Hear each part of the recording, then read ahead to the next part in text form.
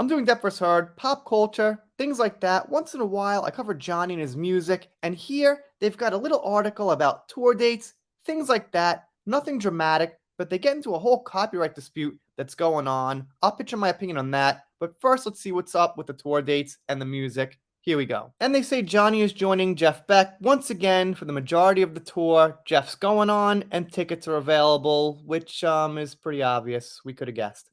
The pair, who released a joint album 18 back in July, will perform together over the course of Beck's North American tour, which kicks off this October, which is coming up pretty soon. Though dates of the run were revealed in early August and can be found below, news of Depp's edition wasn't made until today, September 1st, but the article's from September 25th, so okay.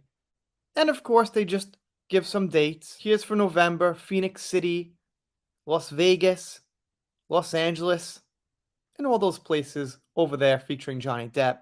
And this is kind of a report saying Johnny's moving on, his career keeps going, and I guess this is what he wants to do. They mentioned that Depp covered Isolation by John Lennon, which was actually a pretty good cover, and I'm really critical of those John Lennon covers and Beatles covers. And they actually mentioned his ex-wife, Amber Heard, not sure why.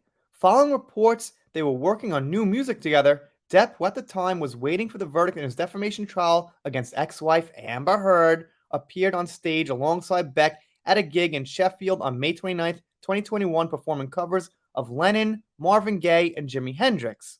The duo then appeared together for the second time at London's Royal Albert Hall 2 nights later, and that was something that Eve Barlow had to complain about. Johnny's playing music, and Amber has to wait for the verdict. Right, Johnny wanted to take his mind off something really heavy and just play some music. It's a good way to kind of lighten the stress.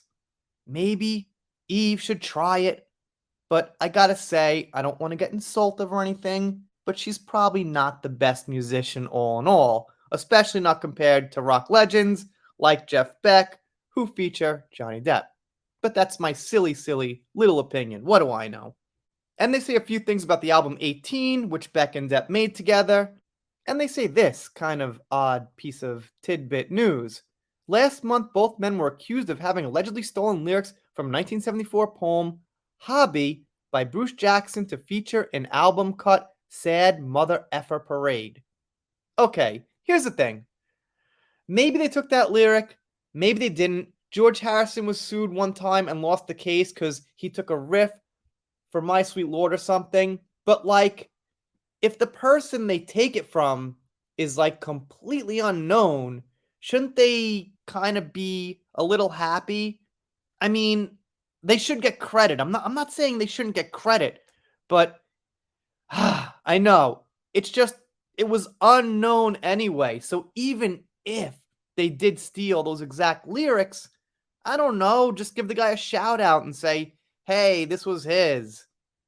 I just don't think it's a big deal. That's all I'm saying. I know you shouldn't take other people's lyrics and things, but if you get my drift, if they're not famous in the first place, it kind of helps them. The poet's son, Michael E. Jackson, claimed the current credits on the song do not reflect the actual authorship of those lyric and that he was looking into possible legal actions. Everyone's getting into legal actions for everything these days.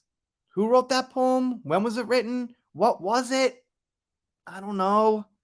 And then they say this, which I think is correct. Spokespeople for Depp and Beck then came forward to say the duo would review the allegations brought against them.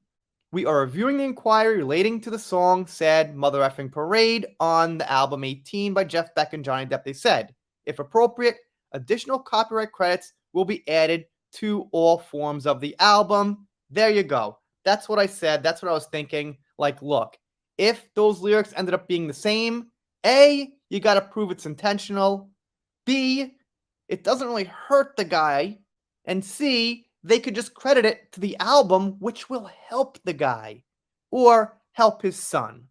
I'm not sure if the guy's still around or whatnot, but okay, help the family. You know what I mean? So, problem solved.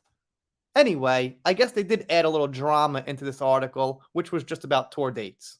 Let me know what you think down below.